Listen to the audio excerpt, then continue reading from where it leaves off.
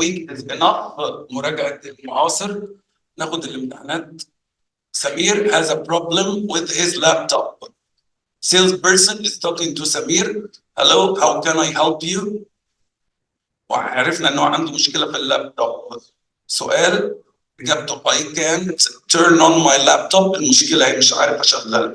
It suddenly turned off although هو فجأة توقف عن العمل. Don't worry لا تقلق. We will check it. بعد كده سؤال إجابته you can take it tomorrow afternoon. تاخده بكرة بعد الظهر.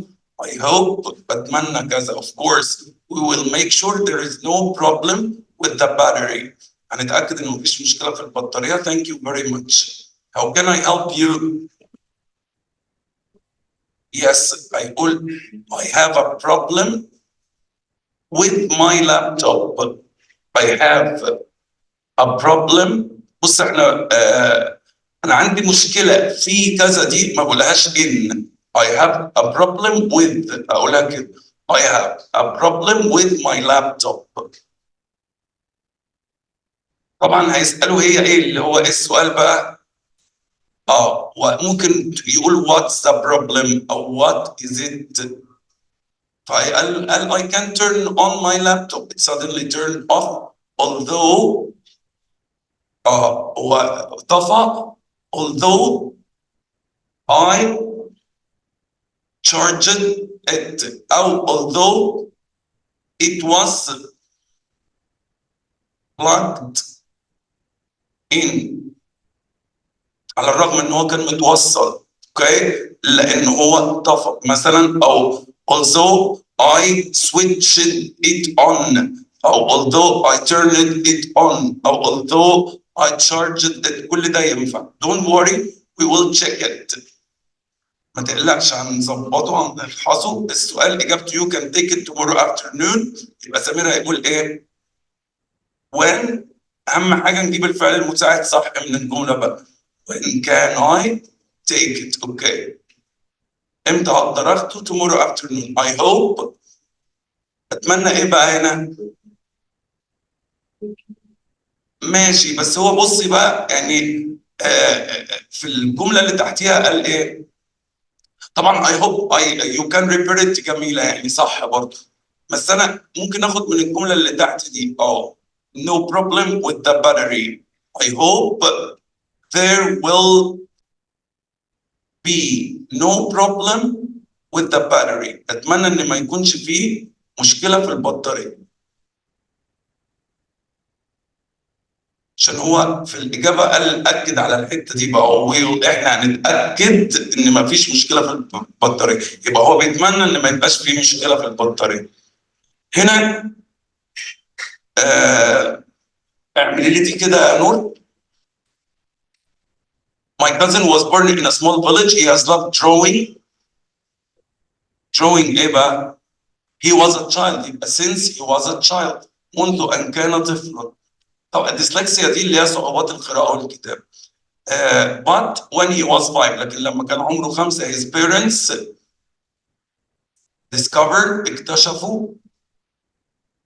discovered that he didn't like reading and writing. إن هو ما بيحبش القراءة والكتابة. They knew that he had dyslexia. عرفوا إن هو عنده صعوبة في الإيه؟ القراءة والكتابة. بعد كده later he was happy when he started to achieve good results. بعد كده بقى سعيد لما بقى يحقق نتائج جيدة. نقرا القطع عشان لو في حاجات جديدة. You probably have a fridge in your house. ربما يكون عندك ثلاجة في بيتك to keep your food cool. But you have ever thought about what people did in the past. Have you ever thought يعني هل فكرت قبل كده الناس كانوا بيعملوا ايه في الماضي؟ They have used ice to keep food cool for thousands of years. لحد كده كمان تمام. In the north of Europe in winter people were able to use snow or ice which they kept underground for many months. كانوا بيستخدموا الثلج او الجليد. كانوا احتفظوا بيه underground تحت الارض لشهور. In 1842 an American doctor called John Gorey invented a machine. اخترع آلة to make ice عشان تعمل التلج. He used it to keep people cool when they got an illness called yellow fever. كان بالجهاز اللي هو عمله ده استخدموه الناس to keep cool عشان يفضلوا منتعشين في حالة برودة، يعني لما يجي لهم مرض اسمه yellow fever اللي هي الحمى الصفراء. كلمة fever يعني حمى. by 1900 بحلول السنة دي places that sold meat in the USA، الأماكن اللي بتبيع لحمة started to have fridges, and today nearly all homes in the USA have a fridge in their kitchens. We continue to use the same technology for fridges that we have used for a century. لسه بنستخدمها for a century لمدة قرن بحاله. The problem is that a room with a fridge in it is a lot noisier. المشكلة بقى إن الأوضة اللي فيها الثلاجة بتبقى مزعجة and hotter than other rooms، وبتبقى حر أكتر من الباقيين. Now people are designing modern fridges، بيصمموا حديث بقى منها that are neither hot nor noisy، ولا هي تسبب حرارة ولا هي مزعجة. These are going to use less energy، تستخدم طاقة أقل. So they will be more efficient. Efficient يعني إيه؟ efficient يعني فعال، يعني ليه تأثير برضه، يعني أنت صح، يعني efficient يعني ذو فاعلية.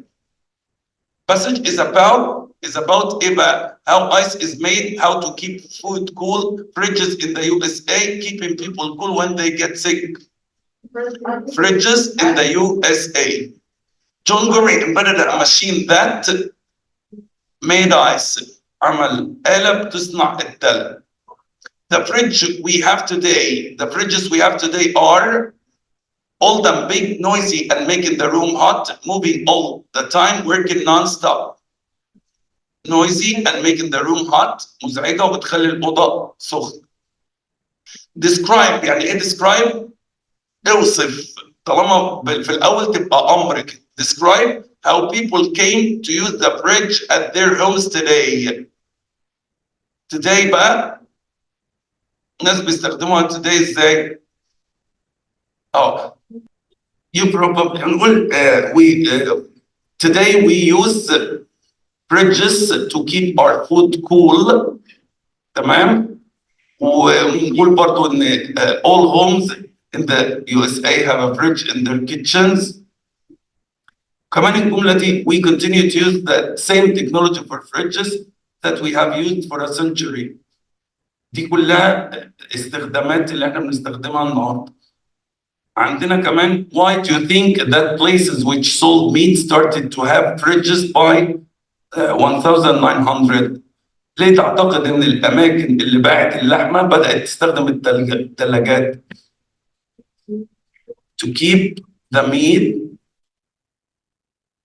cool، عشان تحافظ على اللحمه بارده، او ممكن نقول to preserve meat. يعني ايه to preserve؟ لكي تحفظ اللحم. Do you think people will continue to develop the fridge؟ وده بقى السؤال، هل الناس تعتقد ان هم هيستمروا في تطوير الثلاجه؟ What other things can people make better؟ وايه الحاجات اللي ممكن يعملوها افضل؟ طبعا الاول اجاوب على الجزء ده. Do you think؟ يبقى yes I think so. وبعدين what other things can people make better؟ ايه الحاجات اللي ممكن يعملوها افضل؟ او بقى اللي هي they can design modern fridges that are neither hot nor noisy. كمان ممكن برضو نقول to use less energy عشان نستخدم طاقة أقل. قولي كده يلا. Trying to think only about the present helps you relax. Relax is similar in meaning to lie, rest, work, test. Rest يعني relax. Government اللي هي ايه؟ الحكومة. The government is going to renew. يعني ايه renew؟ تعيد، تجديد. More schools، مدارس أكتر. What is the suffix used to change the verb renew to an adjective؟ قول أنت يا جنى. خلي بالك أنت هتحولي renew لإيه؟ adjective. ايوه اسمها renewable يعني متجدد. renewable دي صفه بمعنى متجدد، والاوبوزيت بتاعها non renewable يعني غير متجدد. استخدمها كتير الصفه دي عشان نوصف بها انرجي، الطاقه المتجدده اللي هي لا تنفذ، ونون renewable الطاقه الغير متجدده اللي بتنفذ. It wasn't a dream. I was awake. The antonym of awake is asleep. Awake يعني مستيقظ، وasleep نايم. A lodger is someone who يا مالك. A lodger is someone who ايوه pays rent for a room in a house. بيدفع عشان يأجر أوضة في بيت. فاكرين التاني اسمه إيه؟ tenant. طب tenant ده بيعمل إيه؟ all the house.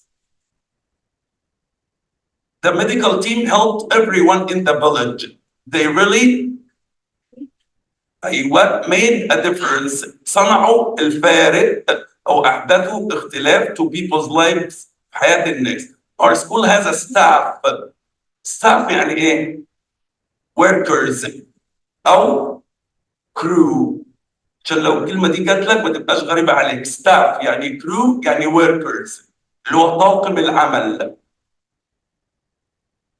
Of 30. Staff here means the building of school, number of students, group of people working in our school, number of class, طبعا group of people working in our school.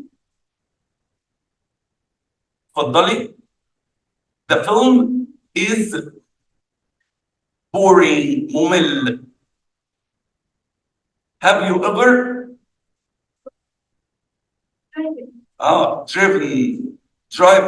driven. The homework is almost done. You stay up late. في حاجة اسمها having to do. هو بيقول homework is almost done. تقريبا الهومورك اتعمل. You don't need to stay up late. انت كده مش محتاج تسهر لان خلاص هو almost done. Reading is my favorite hobby. I think it's useful than. ايوه more useful than. اعتقد ان هو اكتر افاده من watching TV. None of my friends. ليه was؟ ما فيش حاجه تدل على الماضي. عايز verb to be في المضارع يعني am is are. ايوه يا عم none of دي is بعدها ولا واحد كاننا بنتكلم عن واحد بس. هنا الارتكل المقال عن to help people in your community تساعد الناس في مجتمعك، او biography about the person you like most سيرة ذاتية عن شخص انت بتحبه. a paragraph on your achievements and what you did to achieve it انجازاتك وايه اللي عملته عشان تحققها.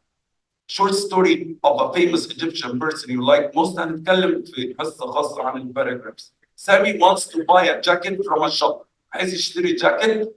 Hello sir, can I help you? Yes please, I'm looking for a jacket. سؤال إجابته yes I have got different styles يبقى هسأل أقول. وطالما السؤال إجابته yes يبقى أسأل بالفعل المساعد اللي موجود. Have you got different styles؟ عندك ستايلات مختلفة؟ Yes, I have got different styles. هنا بقى سؤال إجابته I'd like the black one. أول حاجة what color دي أداة الاستفهام. وبعدين الفعل المساعد مين؟ would. لاحظ what color would you like؟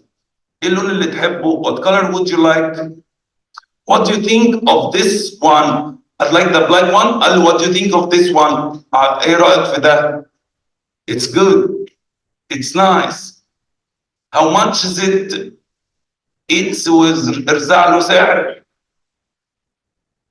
نعم؟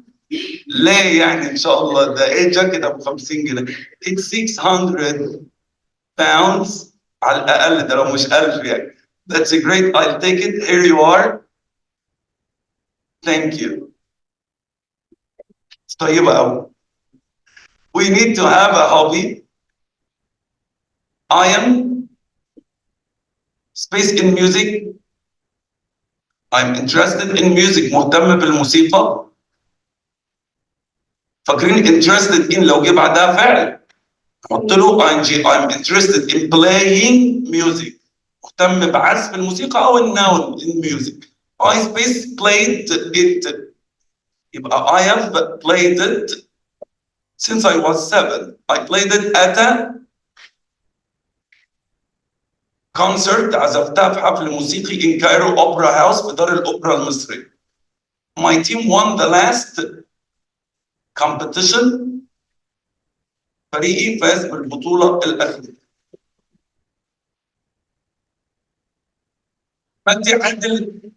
مجدي عبد السيد is a campaigner for people مناضل who are disabled للمعاقين. He has been disabled all his life. He has done lots of amazing things, but he has had lots of challenges. تحديات كتير واجهها.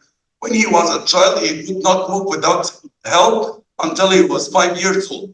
Some schools couldn't have Magdi as a student. مدارس ما قبلتهوش because they did not have the right equipment لأن ما كانش عندهم المعدات المناسبة for disabled people للمعاقين.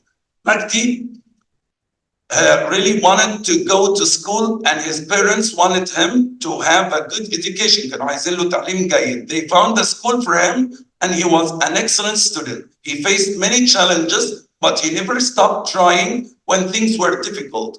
He won an award from Cambridge University. He has always believed in helping people. At university, he worked as a volunteer for charities too.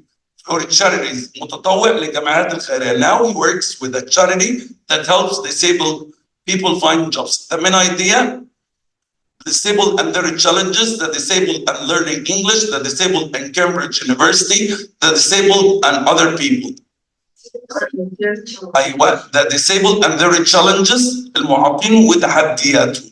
مجدي was an excellent student. كان طالب جيد ممتاز. مجدي wanted to help other people. As a result, كنتيجة لده, he worked as a volunteer. عمل كمتطوع.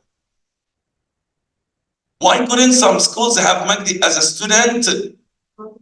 Because they didn't have the right equipment for the disabled. Because they didn't have the right equipment. لأن ما كانش عندهم المعدات المناسبة, the right equipment for the disabled للمعاقين. السؤال الثاني بيقول summarize the challenges Magdi faced. لخص التحديات اللي هو واجهها. هو قايل حاجة منهم هنا. أول حاجة when he was a child. أول حاجة طبعا إن many schools couldn't have him as a student. ما قبلهوش مدارس كتير. وعندنا كمان he could not move without help. كانش بيقدر يتحرك من غير مساعدة until he was 5 years old. لحد ما بقى عنده 5 سنين. في حاجة تانية تحت. he faced many challenges. ما قالش حاجة تانية خلاص. هم دول اللي موجودين في الباسج. What do you think of Magdi? ارزعي بقى أي صفة أنت قلت I think Magdi أو I think he is. إيه؟ I think he is a brave person, clever person. ارزعوا أي بقى أوصاف مناسبة ليه يعني. helpful, useful, cooperative يعني متعاون. cooperative, helpful, useful. كل دي أوصاف ينفع نوصفها بيه. هنا بقى pieces of wood put together so they can float on water. raft. هي دي raft قلنا عبارة عن قطع من الخشب، تمام، tied together بتتربط مع بعضها عشان تعمل float on water، تطفو على سطح المية، ده raft. canoe ده بيبقى الزورق اللي هو long narrow boat، بيبقى طويل ورفيع كده، ده اسمه canoe. They have a space TV at home، smart TV عشان بيشغلوا على الانترنت. means cars, lorries and motorbikes that uses a road traffic. I was so by the birthday party which was planned for me. I was so excited، كنت متحمس بالحفلة اللي اتعملت. We add the suffix what to the word dark to make a noun. Darkness is the darkness. Cuddles are less بقى عشان هي أرخص من الكمبيوترات. Cuddles are less expensive than computers. He already write a book of stories. حلو. أنا طالما هنا already أنا هبدأ أستخدم مضارع تام has مع he و already و written. We to start the project next month. It's our plan. ايوه احنا قايلين يا شباب لما بنلاقي كلمه plan او intend او intention بنقول we are going to، يبقى هنا هنقول we are going to start. The book was really boring. الكتاب كان ممل. Last year I didn't visit. طالما في الماضي ننفي didn't والمصدر. Kamal and Sami are talking about spending a day outdoors. يقضوا يوم في الخارج. What about spending a fun day outdoors next Friday? What about the اقتراح؟ يبقى هتقول ايه؟ That's a good idea. Shall we go to the beach? ادي اقتراح تاني اهو. وبعدين هنشوف هيقول ايه. Well, can you suggest another place? يبقى هنا مش هيوافق. shall we go to the beach؟ يبقى يقول ايه؟ نرفض الاقتراح ب I'm sorry I'm busy. I'm sorry I can't. Well, can you suggest another place؟ ممكن تقترح مكان تاني. I suggest going to the park. Wonderful. السؤال اجابته ايه عشان نقوله؟ Yes, there is a lot of fun. ازاي there is ونقول are there بقى؟ يبقى is there. ايوه is there a lot of fun؟ هل في متعة كتير؟ Yes, there is a lot of fun. السؤال اجابته there are entertainment stages، مسارح للتسلية والترفيه. Restaurants, plenty of rides. plenty of يعني ايه؟ يعني a lot of. يعني plenty of يعني وفرة من او كثير من. plenty of rides العاب كتير and a dolphin show وعرض دولفين. جميل. ممكن نقول what can we do؟ what can، او مثلا what entertainment، what entertainment ways او means are there. ايه وسائل الترفيه اللي موجودة هناك؟ او what can we do and see there؟ ايه اللي نقدر نعمله ونشوفه هناك؟ there are كذا وكذا وكذا. هنا قال له في كذا وكذا وكذا. اوكي، يبقى هنقول ايه؟ اوكي I agree. I agree with you. Okay, of course we can go. That will be fun. That will be fun. That will be great. دي هتكون حاجة رائعة. هنا بقى many years ago هرجلة and سفاجة مالهم were small fishing villages. كانت قرى صيد صغيرة. Nowadays they are host to hundreds of thousands بقوا مضيفين ل hundreds of thousands of tourists مئات أو آلاف السياح every year كل سنة. Tourists go there because of the scenery, because the beauty, بسبب الجمال مش beautiful of the scenery بسبب جمال المناظر الطبيعية for the water sports such as diving in particular. بالتحديد tourists are attracted to the area يعني بيتم جذبهم للمنطقة because of the beautiful coral reefs بسبب الشعب المرجانية الجميلة. What is the best age in life؟ إيه أفضل سن في الحياة؟ When you are a baby. Life is simple. وأنت baby ما فيش مذاكرة والدنيا حلوة. You are happy when your parents look after you. بيهتموا بيك, give you enough food and milk. Then a toddler دي يعني طفل بيسحب toddler. You learn not أو بص هيبينها لك بقى learn to walk and begin to discover the world. تتعلم تمشي لسه وتكتشف العالم من حولك. When I was a child, my life was great. I loved it when I started school and learned to read and write. But I wasn't very happy when my parents did not let me stay up late. كنتش مبسوط إن هم ما بيسيبونيش أسهر to watch TV. Perhaps being an adult, ربما كوني شخص كبير is the best time in my life. You are allowed to drive a car. مسموح لك تسوق عربية and vote وتصوت بالانتخابات and you can get married تتجوز if you find the right person لو لقيت الشخص المناسب of course or it is better to be like my grandfather who retired. يعني ايه retired؟ تقاعد يعني بطل شغل. retired 12 years ago أو أبقى زي جدي اللي تقاعد عن العمل طلع معاش يعني من 12 سنة. Now he's 72 years old عنده 72 سنة and he's always happy.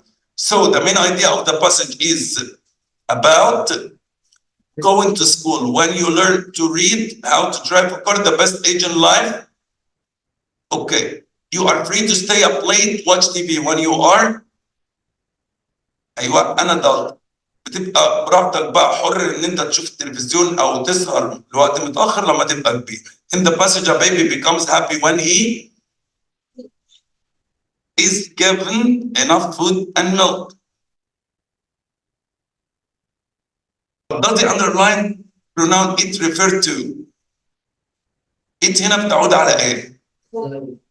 The life, yes. When was the writer unhappy in his childhood? كان حزين امتى في childhood في طفولته؟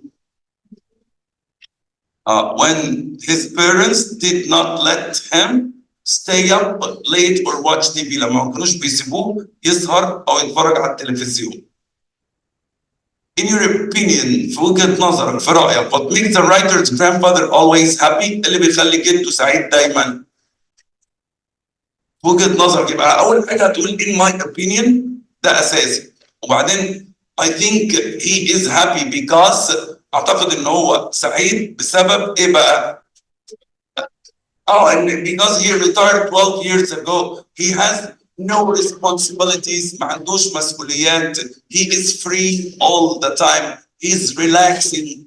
مسترخي. الدنيا حلوة معاه بقى. اللي هي كل الحاجات اللي بيعملها الشخص المتقاعد. A or N is someone who pays to live in a house. مين ده؟ Lodger. Antonym of smart, stupid. Smart ذكي وstupid غبي. A place for looking after orphan children. Orphanage الملجأ أو دار الأيتام. Suffix gives the adjective of the noun peaceful. I sent my friend an electronic message yesterday. That means he received an email. طالما electronic message يبقى email. Adil was born in 1981, which was in the last century. ده كان في القرن الماضي. She played 2 concerts already. ايوه already مضارع تام يبقى she has played. What kind of books are you interested in؟ ايه نوع الكتب اللي انت مهتم بيه؟ Neither of those necklaces is cheap. ولا واحد من العقود دي، دايما كده بنتكلم عن واحد يبقى is. I'd like to المصدر. I'd like to walk to the cinema. My brother born in was born in ولد in 2005. معاذ meets Anas who is going to travel to France. هنا بيقول you seem very happy Anas. Why؟ شكلك سعيد يا أنس. Because I am going to travel to France. Because I'm going to travel to France. لأن أنا هسافر فرنسا. I will visit Eiffel Tower. اللي هو برج إيفل اللي احنا بنقول عليه بس هو اسمه Eiffel Tower. And other interesting places. يبقى هنسأل نقول what places. برافو. واجيب بقى الفعل المساعد من الجملة. What places will you visit there؟ الأماكن اللي هتزورها هناك. How will you travel؟ هتسافر إزاي؟ I will travel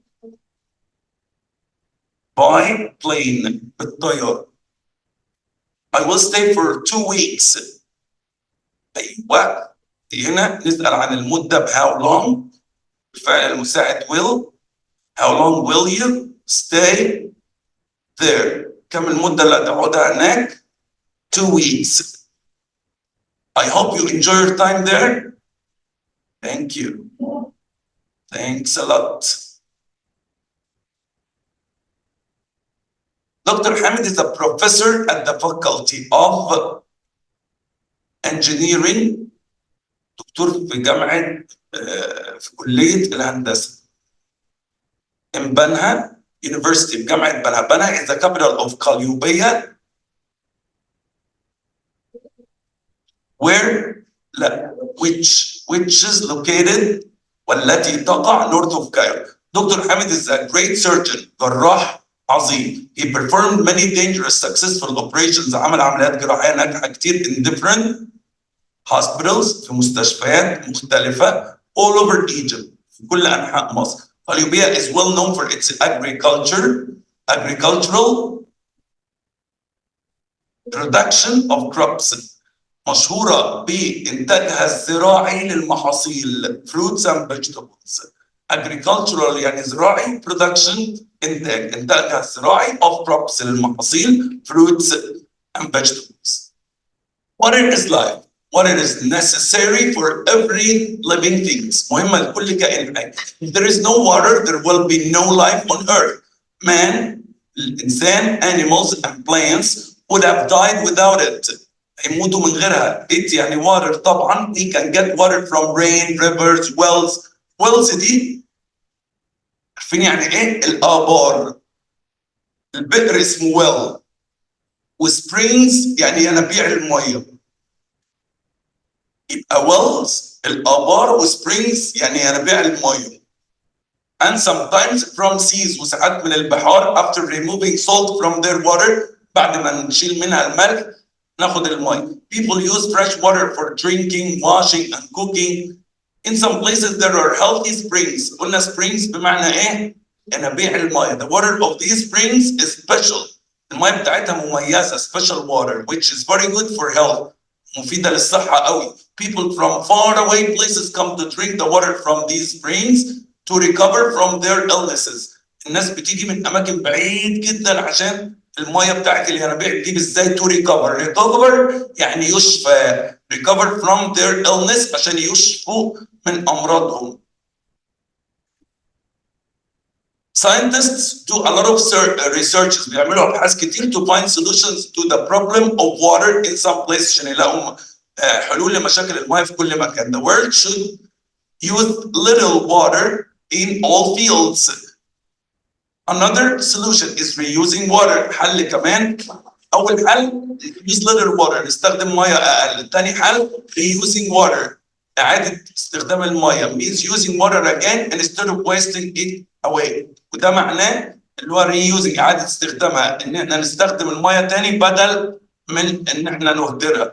to increase ان احنا نزود the supply of water، امداد الماء. dams السدود have been built to store large amount of water، السدود انشئت لكي تحتفظ بكميه اكبر من الميه behind them خلف السدود to use it in time of need عشان نستخدمها في وقت الحاجه. The main idea of the text is bad use of water, dirty water, importance of water, unhealthy water. Importance of water أهمية الماء. It refers to water. Dams are used to store much water. السدود بتستخدم لتخزين كمية أكبر من الماء. Why do some people drink water from springs? ليه الناس أحيانا بيشربوا مياه من springs to recover from their illnesses علشان يشفوا من أمراضهم. ناس كتير بتروح واحد سيوة مثلا عشان المية بتاعت springs دي بالذات. اذكر two solutions، حلين for the problem of water from the text من النص.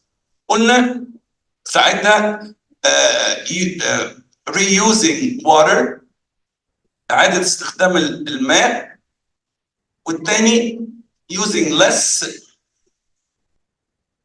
water أو using little amounts of water، استخدام كميات أقل من الماء. What will happen if there is no water? If there is no water, there is no life. If there is no water, there is no life on earth. أي موجودة في النص بنفس الشكل. أي there will be no life on earth. مين person who pays for a room؟ كل أول جملة بتيجي دي. A person who pays for a room in another person's house. Lodger. Staff gives the same meaning as workers. Means of transport that carries people or cars across water. فريق العبارة. Add to the end of the word head to mean pain in the head.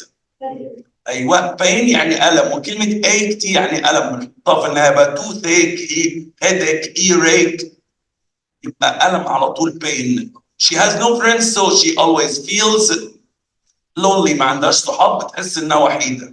Many attractive buildings and lots of gardens in New العلمين city. كلمة attractive means beautiful، جذاب وجميل. ندى came to the party yet. برافو عليك. طبعا يت بتدل على المضارع التام وبتيجي في نهايه الجمله المنفيه او السؤال، يبقى ندى hasn't come to the party yet لان التصريفات come came come. We build a new house next month. We have arranged are building. برافو يا جنى. مش going to هنا يا شباب عشان احنا قايلين arrange و prepare نستخدم معاهم مضارع مستمر، يبقى هنا we are building. looks or plane arrives على طول المضارع البسيط لما نستخدمه في التايم تيبل. Your mom and dad lived in that house since 2012. Since يبقى هنا نقول ايه؟ have عشان دول جمع و lived. This is expensive mobile I have ever seen. الصيغة دي كده لا أيوة this is the most expensive mobile. هنا عشان بقية الجملة it's 50 pounds ده ب50 جنيه يبقى it is the least expensive mobile. ايه؟ مسروق. الفكره في الصيغه بتاعت I have ever دي ان انا اقول the most او the least قبل الصفر. هنا a mother is talking to her daughter، بتتكلم مع بنتها good evening منال. Good evening, mom. I'm reading an email. يبقى تقول لها بتعملي ايه؟ What are you doing?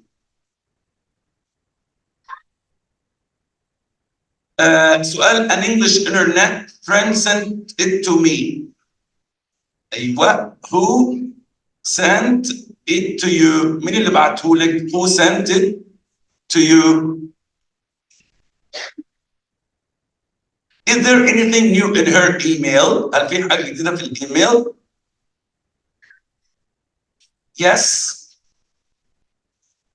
When will she come؟ ده معناه إنها هتيجي. يبقى yes she will come to Egypt. هي جاية مصر. When will she come؟ متى سوف تأتي؟ نقول she will come واديها واحدة next بقى علشان المستقبل. She will come next week, next month. Will she come alone? Yes, she will come alone. Oh, yes, she will. Oh, no, she won't. I do not think any word. I do not think any word or sentence can describe mother.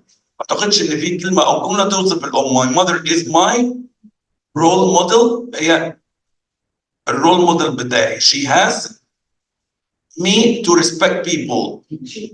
She has taught. تصريف الثالث. Teach, taught. علمتني. She has taught me to respect people. علمتني أحترم الناس. I feel safe because she's always by my side. حاسة بأمان لأنها دايما جنبي. My mother always helps me with my homework and other school.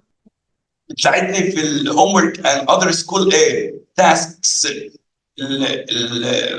المهمات يعني او الواجبات اللي انا باخدها في المدرسه. She organizes everything in my life. بترتب لي كل حاجه في حياتي. I am proud of my mother. انا فخوره بامي.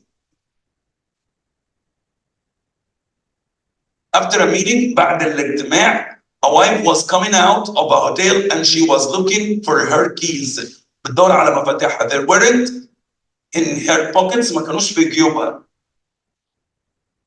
She searched the meeting room. دورت في أوضة الاجتماعات but they weren't there. She thought she left them in the car. فكرت إنها سابتهم في العربية. Her husband was shouted many times for leaving the keys in the car. جوزها كان بيزعق على طول على موضوع سيبان المفاتيح في العربية because the car will be stolen. لأن العربية هتتسرق. She hurried to the parking place. جريت على المكان بتاع الباركينج. The parking was empty. لقت الباركينج فاضي. She called the police and gave them her location.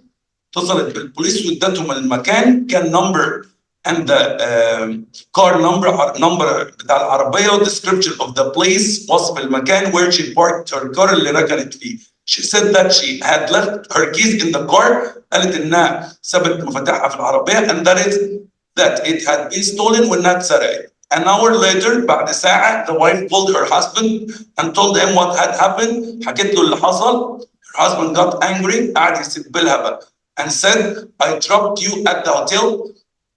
تمام؟ قال لها أنا نزلتك عند الفندق. She was silent for a moment. سكتت كده ثانية. Then said, well, come and get me. قالت له تعالى خدني بقى. He shouted, زعق. I will. As soon as this policeman becomes sure that I haven't stolen your car. قال لها ايوه انا هجيلك بس لما الراجل بتاع الشرطه ده يتاكد ان مش انا اللي سرقت عربيتك. هي اصلا ايه؟ هي بلغت عنه لانها اصلا العربيه كانت معاه هو وهو وصلها وقالت له تعالى بقى خدني. The main idea of the passage is losing keys, attending a meeting, stealing cars, a wife's problem. Wife's problem. Husband was often كان دايما ايه مع his wife angry غاضب منها. When the wife went back to the parking place, the car was لا the car was not there. هي العربية ما كانتش هناك بس هي ما اتسرقتش أصلا. Do you think the husband will allow his wife to drive the car again? تعتقد إنه هيخليها تسوق تاني؟ Of course not. No. Why? Because ممكن تقول because she is not responsible لانها مش مسؤوله، ما عندهاش مسؤوليه. she is not responsible. ده لو انت عايز تقول من دماغك يعني كلمه لطيفه. او because she leaves the car keys in the car. she always leaves the car keys in the car. Summarize the second paragraph in one sentence of your own words. من شاء لخص الفقره الثانيه. نقرا الفقره الثانيه دي. she called the police and gave a location. your mother wife called the police and gave them the number. شويه الحاجات دي. How do you think the husband was when his wife called him? تعتقد ان هو كان حالته ايه لما كلمته؟ He was angry, furious. A person who tries to change the way people do things. يا سلام. campaigner. المناضل بيحاول يغير الطريقه اللي الناس عايشه بيها. campaigner. we add the suffix to change the verb renew into an adjective تاني يا جانا اهو. renewable متجدد، يبقى دي الادجكتيف الصفه. place where children without parents live. اللي ما عندهمش اب وام، ده اسمه ايه المكان؟ orphanage. it was a dream as I was asleep. عندنا asleep is awake. Photograph was taken half a century ago. It was taken. يا سلام. بيقول لك من نصف قرن. يا دي النهار الاخضر. 50. دي هي اللي 15. دي 50. means to say hello or welcome someone. greet يحيي، ما تتلخبطش مع great اللي فيها ايه. هنا اخر حاجه. neither of my friends is going to travel. the cat was frightened. كانت مرعوبه. when it saw the dog لما شافت الكلب. the metro train leaves timetable. she has played in 2 concerts already. bravo. I've never flown in an airplane. دوسوا في الباقي كده اللي تقدروا حلوه واحنا فكروني بس المره الجايه ان احنا واقفين عند 65. ماشي؟ يعني انتوا برضو دوسوا كده بحيث المره الجايه واحنا بنحل لو حاجه واقفه معاك احنا كده هنحلهم تاني.